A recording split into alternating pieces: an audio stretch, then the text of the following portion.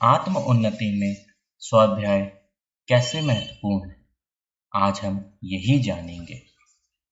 स्वाध्याय के लिए कम से कम आधा घंटा हमें समय निकालना चाहिए। स्वाध्याय के लिए केवल वही साहित्य काम में लेना चाहिए जो जीवन की वास्तविक समस्याओं पर व्यवहारिक मार्गदर्शन प्रस्तुत करता हो। हमें आज की अपेक्षा कल अधिक उत्कृष्ट कैसे बनाना चाहिए, इस प्रश्न का उत्तर जिस भी पुस्तक में सरलता पूर्वक समझाया गया हो वही स्वाध्याय में प्रयुक्त हो सकती है। प्राचीन ग्रंथों के मुंह में किन्हीं कथा पुराणों का एवं अत्यंत दुरूह आध्यात्मिक ग्रंथों का पाठ करते रहना स्वाध्याय की चिन्ह पूजा मात्र है। उनसे स्वाध्याय की आवश्यकता की पूर्ति नहीं हो सकती। अपने स्वजनों की स्वाध्याय आवश्यकता की पूर्ति की पूरी जिम्मेदारी अखंड ज्योति ने अपने कंधों पर ली है। इसलिए मेरा आपसे एक निवेदन है कि अखंड ज्योति का पठन जरूर किया करें।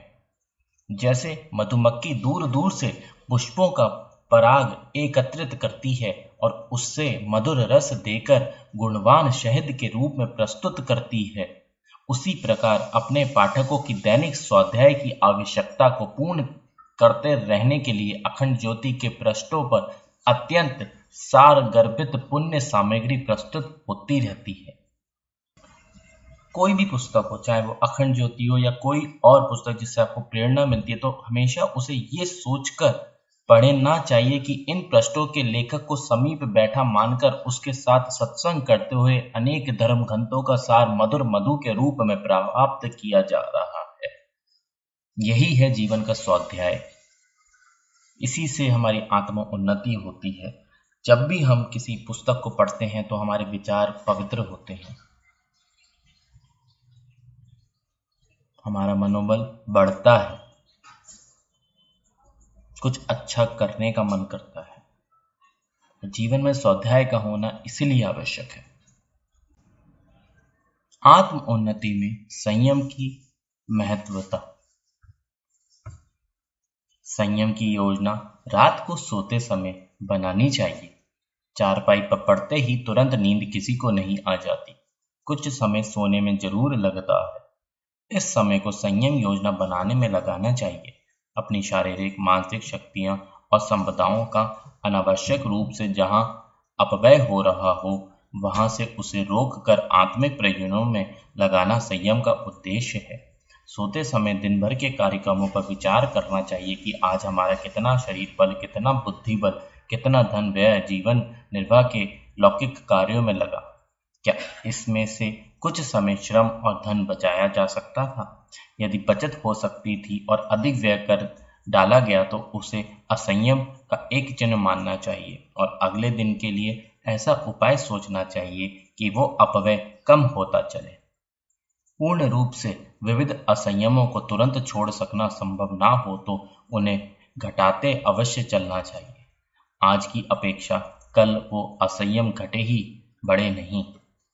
आहार में अनेक प्रकार के अनेक स्वाद के व्यंजन ना हो, नियत समय के अतिरिक्त अन्य समय ना खाया जाए। वैवाहिक जीवन में भी काम सेवन की अवधि और मर्यादा रहे और वो मर्यादा लंबी ही होती चले, छोटी नहीं। विलासिता की चीजें घटे, सादगी बढ़े। सिनेमा, ताश, बीड़ी आदि का शौक लग गया हो और यदि वो तुरंत ना छूटे तब भी उनकी असंख्य एवं अवधि तो दिन दिन घटाई ही जा सकती है। अपने ऊपर होने वाले खर्च क्रमशः घटाना चाहिए और उपयोग की वस्तुएं जितनी कम की जा सके उतनी काम करते जाना चाहिए। धन, संतान, वाहवाही आदि की तुच्छ आकांक्षाओं को बहुत सीमित करने चलना चाहिए और दाम्पत्य जीवन में अपनी नियत सामाजिक मर्यादा में पूर्ण संतुष्ट होकर पराई पतल चाटने के लिए ललचाते हुए मन को निग्रह पूर्वक रोकना चाहिए।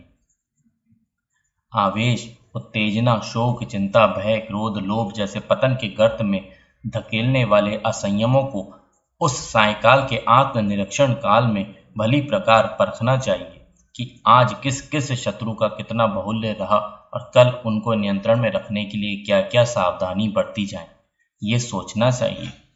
संयम का तात्पर्य ये है कि बची हुई शक्ति को शारीरिक कार्यों से समेटकर आध्यात्मिक कार्यों में लगाया जाए। जो समय, जो धन, जो बुद्धि संयम के द्वारा बचाई गई है उसे सत्कार्य में, परमार्थ में लगाया जाए तो ही उससे अभिष्ट उद्देश्य की पूर्ति हो सकती है। सेवा क्या है? सेवा से हम अपनी आत्म उन्नति कैसे कर सकते हैं? आइए जानते हैं। सेवा का अर्थ है किसी आत्मा का स्तर ऊंचा उठाना। किसी कष्ट पीड़ित का पैसे या सम्मान देने से सामायिक सहायता हो सकती है, पर आत्मा का कल्याण ज्ञान देकर उसके स्तर को ऊंचा उठाने में ही हो सकती है। इसलिए सेवा को ही ज्ञान यज्ञ कहा जाता है। हम अपने लिए जिस प्रकार स्वाध्याय और सत्संग का साधन जुटाते हैं, उसी प्रकार दूसरों के लिए ये उपकार करने की कुछ न कुछ योजना नित्य बनानी चाहिए। इससे बड़ा पुण्य परमार्थ इस संसार में और कुछ नहीं हो सकता। ये कार्य अपने परिवार से ही आरंभ करना चाहिए। कोई सुविधा का ऐसा समय ढूंढना चाहिए जिसमें घर के अधिकांश व्यक्ति इकट्ठे हो सकें। इस समय एक पारिवारिक सत्संग प्रतिदिन चलाया जाए। गायत्री मंत्र का जाप करना चाहिए। माता के चित्र को धूप दीप से पूजन करें। गायत्री मंत्र को बार बार दोहराएं। फिर किसी उत्तम पुस्तक का अंश अथवा अखंड ज्योति का पृष्ठ पढ़कर सबको सुनाया जाए। परिवार में प्रतिदिन उत्पन्न होने वाली समस्याओं पर भी इस सत्संग में विचार विनिमय किया जाए।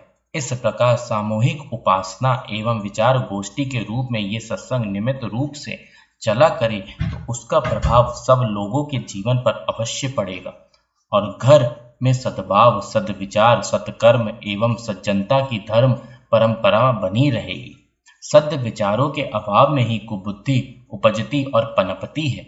यदि उसका उन्मूलन करने के लिए पारिवारिक सत्संग चलते रहें तो हर घर में धार्मिक वातावरण बना रहेगा और स्वर्गीय वातावरण दिखाई पड़ता रहेगा। परिवार के क्षेत्र से बाहर भी ये सेवा कार्य बढ़ाया जाना चाहिए।